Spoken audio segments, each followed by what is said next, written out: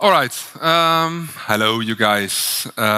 Who of you made hiring mistakes in the past? Hands up, please. That cost you money? Messed up company culture? I did that too the last couple of years, and I want to talk to you about two of those cases. So let's meet Eva. 2020, October.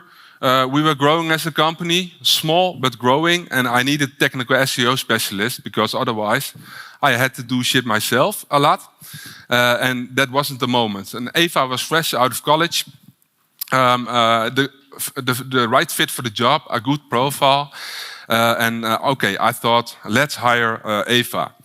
She was nitpicking on details in contract negotiations.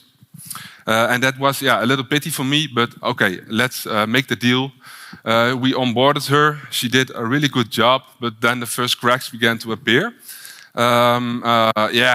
Condescending attitude towards clients, social difficulties at company parties, conflicts with other colleagues.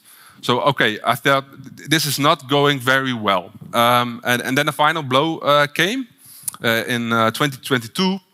I came back from my holiday, and okay, it was 2 years later, but she resigned, and that wasn't the largest problem because the half of the company already knew she will leave, and I think that was the biggest distraction or biggest thing that happened in my professional life.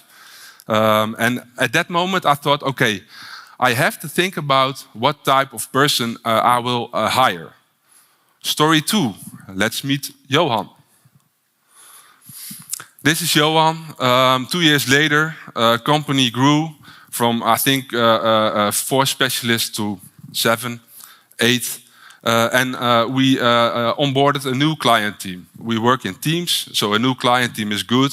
And we needed another SEO specialist with a little experience.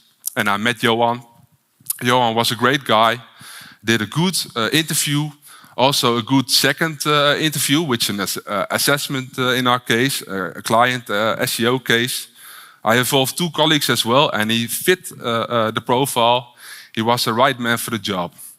Now, we hired Johan, and then also the first cracks began to appear, as it ever happens with everybody.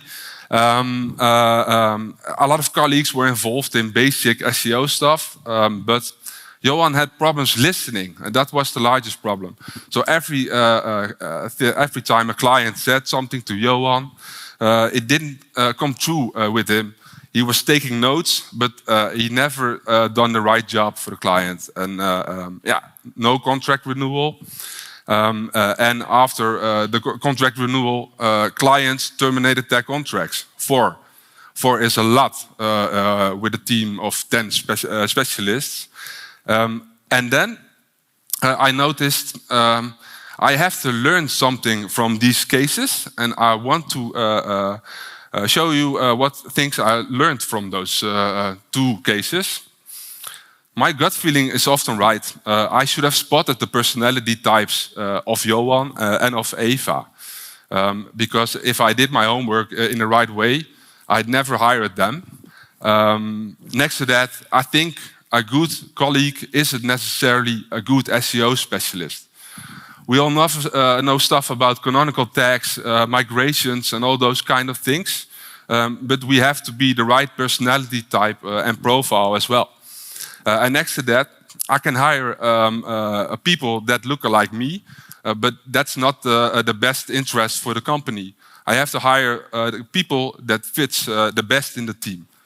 So my name is Martijn Hoving from Onder, SEO agency, 15 employees, and I want to talk to you about this thing that I learned from the last couple of years. And we use 4 ways to attract the right hirees and build the right team. So an addition to my gut feeling, and I think that works really well. And I see you guys thinking, I'm a freelance SEO, I'm an in-house SEO. I've been there myself, and if I had that knowledge, that I became in the last couple of 5 years, it will help me a lot at that time. And why all the references of The Office, the series? We all know The Office, right? Because all these guys that are in The Office, they are actors, I know, but these guys are personality types as well. And I'm a huge fan of it as well. So let's start with core values. And core values is not the marketing fluff we all talk about, where the brand manager you have contact with always talk about. Also, not the generic things from job openings, flexible, 9-to-5 mentality, not all that. Real core values of the people that are most important for your company or for your team. And we did the rocket exercise for this. In the rocket exercise, it's fairly simple. The Earth will be destroyed.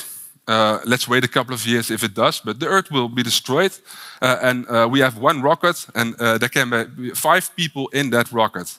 I have to decide which of those people should be in that rocket.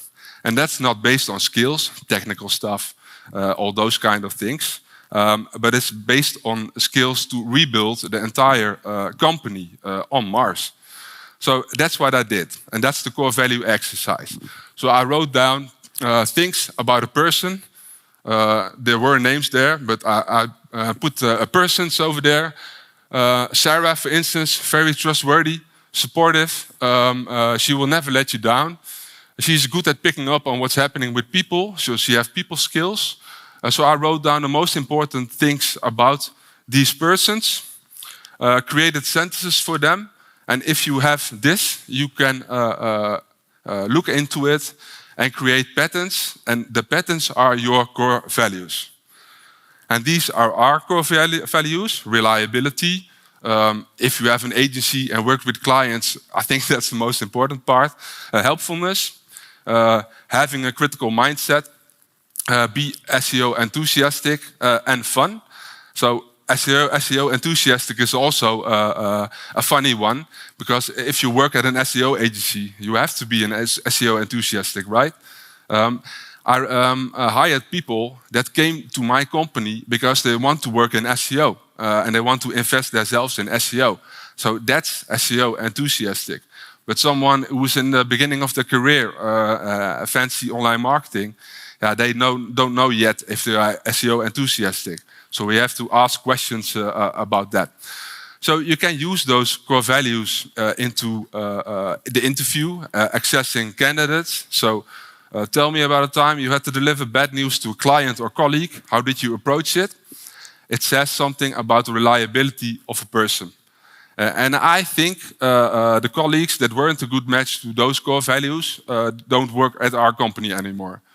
They left themselves, or the contract weren't renewed, but they don't work at our company anymore. And the effect of this, less mishires. Team retention is really high, and I think the current team also lives these core values. And we all know mishires cost a lot of money, because you have to invest in a person to educate them, but you also have to invest in a new hire if someone leaves the company. And also in the beginning of the company, if someone leaves, I have to talk to the client and say, okay, Sarah is leaving, or Eva in this case, and I will be the technical SEO specialist myself in a couple of months that will go. But that's a problem as well. So you mess up client trust as well. And also I think you mess up company culture, because the toxic ones really mess up your company culture. I don't think my colleagues liked that they have to talk to Johan about the basic stuff if he's a media SEO specialist. So in hindsight, I can say that Eva wasn't the reliable person, and Johan, he failed on SEO enthusiastic. He did know a lot of SEO. I hired him because of the right interview and the right assessment, but he didn't know a lot.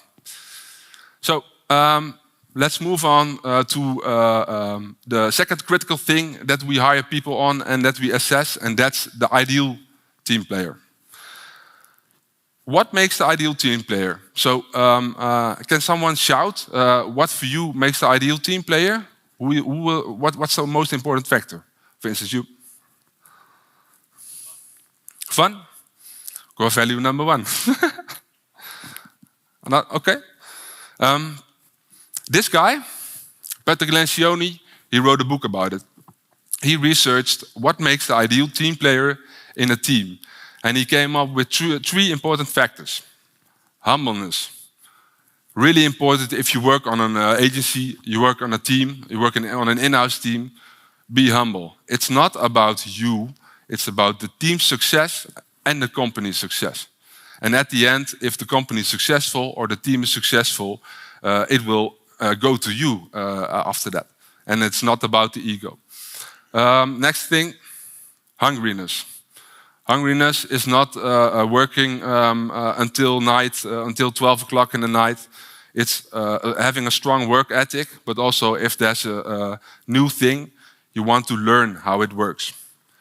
And the next thing is smartness. Smartness is not about slimste mens or something. It's about strong emotional intelligence, knowing people and knowing persons. So if I say something, what will happen to a colleague or a client? And you can put that in a quadrant or a model. And in the middle is the ideal team player. That's the one we have to hire. If you have two of those factors, it could cause problems as well. Jim, for instance, from the office, really nice guy, Jim Halpert. A lot of you know him. He's funny, smart. He's a people's person, but he isn't ambitious. He doesn't give a shit if Dunder Mifflin gets the sales target or not. So it's the likable slacker. Everybody loves him on the job. Then you have Michael Scott. He's also the boss, maybe difficult, but he's humble and hungry, but he doesn't have people skills. And he has the best intentions, but he doesn't have the people skills, and he creates a mess with clients and with colleagues. And then you have the skillful politician, Angela in the office. These people are hungry and smart, but they are not humble. Everything evolves around them. They are the egos, I think this is the toxic type that I just mentioned. So I think everybody recognizes these types, and we use this to evaluate team members, current team members, but also assess new candidates. You can ask questions about these things, humbleness, hungriness, and smartness in the job that they already have or the job they did in the past. And this is really important for teams, in-house teams, and agencies in this case. So also in hindsight, I can say that Eva was the skillful politician and Johan was the accidental messmaker. He had some communication problem listening to other people. But that's in hindsight. That's fairly easy, I guess. And these are the ideal team player factors. Let's move on to team dynamics, the working styles that we use. So I had a lot of frustrations working with other colleagues in projects because in a brainstorm, there's always one guy or girl that says, okay, this can be done, or this isn't feasible. Or there are people with a lot of ideas, which is good, but shit won't get done. And we had a lot of internal projects in the past where we didn't have the right team mix in. So these working styles helped us a lot. And this is the same guy, Patrick Lencioni. He wrote a book about geniuses, working geniuses. Every person has his geniuses, 2 talents, 2 things that you experienced on the job, that you learned, and 2 big frustrations that you don't like and then don't get the energy of. And these are those geniuses: wonder, invention, discernment, galvanizing, enablement, and tenacity. So let's talk about those geniuses. The wonder genius is the person that asks what-if questions all the time. So for instance, when it comes to SEO, there's a small SEO part in this presentation. Nobody's covering this topic gap for this audience. Typical wonder thing. Then we have the inventor. That's the person that turns the what-if question into an actionable plan. So let's create a content hub or a content framework to fix this topic gap. Then we have the discerner. We have a photo of Dwight Schrute, but I'm also the discernment type of guy. That's the person that judges if the idea is good or the actionable plan is good. This is also the person that says, okay, we should not launch after Black Friday, but before, because otherwise we don't have the success. The galvanizer, also a really important person. This is the one that rallies the troops. Think about the content framework that we will create. This will make us the authority, puts Martijn on this podium to talk about that case. Also, this may be a case for the Dutch Search Awards. The galvanizer rallies the troops. The enabler, this is the one that provides the support and makes the actually content briefs, tracking the dashboard and creating the structure. And the tenacity person. And the tenacity person is the person that fixes the dots and gets shit done. At our end, this is the person that documents everything and makes sure that everyone knows about certain structure. So the magic in this combination is that we have a good idea. Let's create an LLM tracker, for instance. Good idea in this time. And the wonder person will come with this idea, which you need all 6 geniuses to actually make this idea happen. So, who is the wonder kind of guy or girl? Let's raise hands. I think there are a lot of enablers in this room, right? Let's raise hands. Yeah? No? Okay. We use this for better balanced teams. So, project teams, we have a lot of internal projects. That's where this works the best. But also client teams. If you have the right mix of inventors, galvanizers and enablers, it will work better. And the projects are far more effective in this case. And yeah, as I said, the client teams are mixed. And it's not only a shitload of ideas, but it's also ideas and actually getting shit done for clients and for ourselves. So, working geniuses, let's talk about personality types as well. And yes, I will talk about DISC. You guys all know DISC, and there's a lot of criticism about DISC, but we used it because we were struggling with one thing.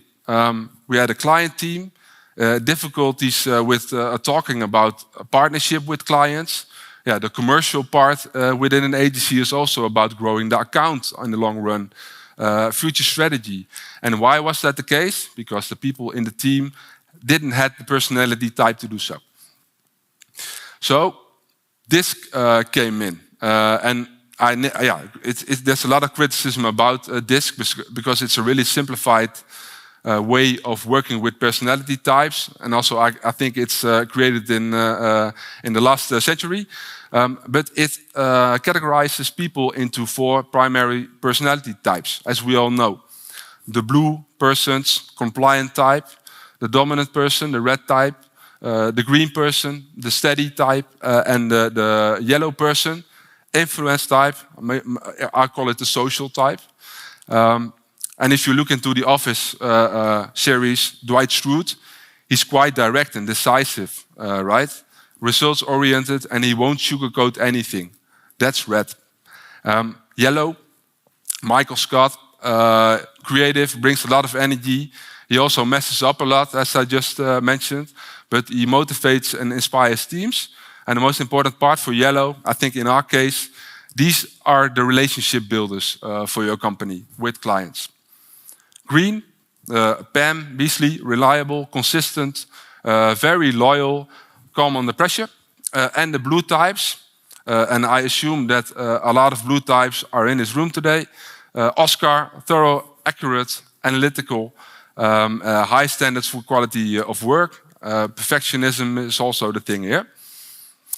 And I want to give you an example how we used this in the past. So meet Team Sassupport. Sassupport is an iconic building in the town of Zwolle in Holland. And Team Sassupport is really successful when it comes to SEO. The right results for the client. a lot of knowledge about SEO, technical content, name it, they have it. But they were also the least successful team when it came to relationships and growing the account. And that's because they are all analytical types in Team SaaS support. And yeah, just a small analysis, I think we were lacking in the color yellow, maybe red. We don't like the red types in our teams, so put it on yellow. And we were missing certain working geniuses. And okay, I thought, let's shuffle the teams a little. Let's hire this guy, experienced SEO, but also someone with the right skills to balance the team. Yellow when it comes to disk, enabler, galvanizer when it comes to working geniuses. And this worked great. The client team's only goal is retention. I think for an agency, we are not that sales savvy. We're a retention agency. We have to attract clients that stay a long time. And that's the main goal of the client team. And we have goals for that. And last year, Team SaaS Support, they achieved that goal. And this year, it also looks really promising. And I know correlation doesn't mean causation, SEO thingy, but I think this shuffle in the team helped a lot. Little sidestep, because this is about balancing of the team, but it's also good that you understand each other at a company. But also, if you work with clients, understand client profiles. And in some kind of way, maybe it's because they make decisions really quick, the decision makers at our end are all red. So, not over here, but Edwin, Wendy, Maurice, Marcel, Marijn, Michiel, Caspar, all clients, red clients. And these people are direct, decisive, results-oriented, strong-willed, and competitive. For blue persons, not the most easy profile to work with. I heard that a lot, but you can cope with that. So how not to respond to that client? And Baba also said something about that. Listen to the small talk, the entire meeting. Those people want to talk as well. Listen to the small talk, the entire meeting, and don't put your points to the person. Or send a 10-page Lucas Studio report, or presenting 2-hour audit. These people don't take that. And also, maybe a most important part, doubt your own advice. You can't be hesitated when it comes to red persons. They don't like that. So how to respond to the persons? Most important takeaway first. That's why Baba created that workflow in email, because they get the most important takeaway first. You have the management summarize everything. Reports, that seems quite logical, I guess, but also audits and also emails. Start with the most important part, management summarize it. Focus on revenue growth and not on rankings, canonicals. These people don't care for that. And also a nice thing, you have to offer choices. These people, they want to make the decisions themselves. So if you empower them in making a choice, give them 2 choices, which they then feel that they made the decision themselves. All right, I see you guys thinking, why the heck didn't this guy mention AI? There's an AI for this. Yeah, maybe there is. But I think there isn't. This is a people process. And maybe I think Bob will present something about 2040. Maybe it won't be a people process at that time, but in a couple of years that will come, this process is a people's process. And also we use AI to help us out, but at the end it's about people, building relationships with clients and colleagues and work together. So let's meet our hire helper. This is the AI. It's fairly simple. We give them all the stuff that I just talked about and the profiles of the people that work at our company. And we ask hire helper, okay, Team Paperbus. These are the profiles. We want to hire a new SEO specialist with a certain specialty. or specialism, but what kind of profile do we need to hire to balance the team better? And yeah, he does his math. I thought this myself as well, so that's good.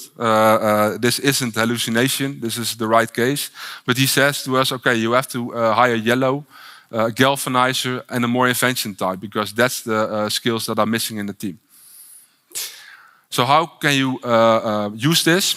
Yeah, it analyzes the profile that we should hire, but also you can make it setting up interview questions. If you need a certain profile, you have to ask interview questions that correspond to that profile. Then you can send someone home if it isn't the right fit for the job. And what you also can do with this hire helper is just create an audio file of the interview, also when it's face-to-face. I don't know the AVG rules for it, but if it helps, it helps. And it helps you analyze the audio file and helps you making the right decision for that job. So,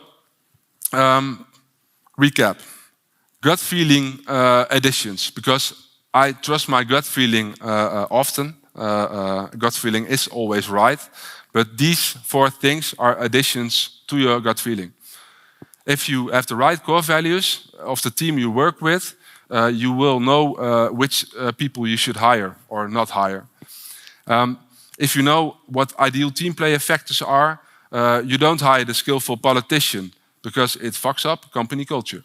You don't hire the accidental messmaker because he creates chaos. And you don't hire a Jim Halpert because, yeah, it's a funny guy, but he's not that ambitious and he hasn't the drive. And look into working geniuses and disc scholars to create the right balanced teams to help you out.